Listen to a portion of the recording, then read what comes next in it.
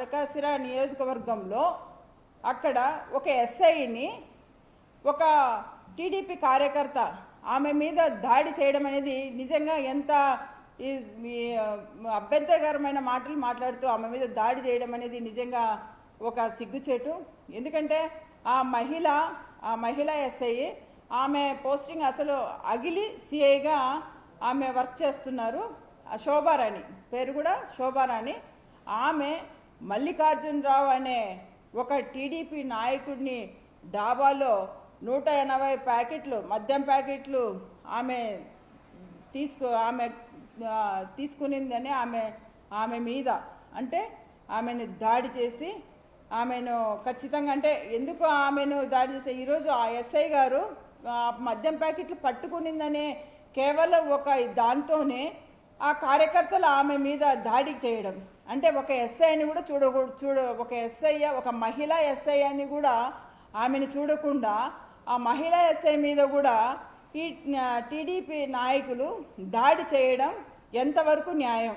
అసలు ఇంకొకటి ఈరోజు అంటే ఇక్కడ రెడ్ బుక్ ప్రకారము ప్రభుత్వ ఉద్యోగులు పనిచేస్తే ప్రభుత్వ ఆఫీసర్ పనిచేస్తే వాళ్ళనైతే ఏమనరు. దానికి అంటే రెడ్ బుక్ ప్రకారం కాకుండా వాళ్ళ డ్యూటీస్ వాళ్ళు ప్రభుత్వ ఉద్యోగులు చేస్తే మాత్రం టీడీపీ నాయకులు వాళ్ళని ఏం కొట్టినా కూడా వాళ్ళని ఏమన్నా కూడా ఈ ప్రభుత్వం ఏం స్పందించదా? అంటే ఆ మహిళా ఎస్ఐ మీద వీళ్ళు దాడులు చేయడం అసలు అది ఎంతవరకు న్యాయమని అడుగుతున్నాం.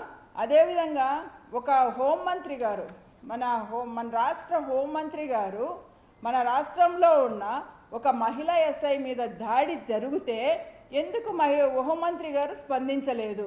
అలాగే ఒక ముఖ్యమంత్రి గారు కానీ హోంమంత్రి గారు కానీ ఒక మహిళా ఎస్ఐ మీద దాడి జరిగితే ఎందుకు వాళ్ళు స్పందించలేదు?